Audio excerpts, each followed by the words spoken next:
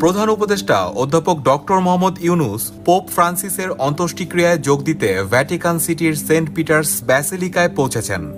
প্রধান উপদেষ্টার প্রেস সচিব শফিকুল আলম এ তথ্য জানান।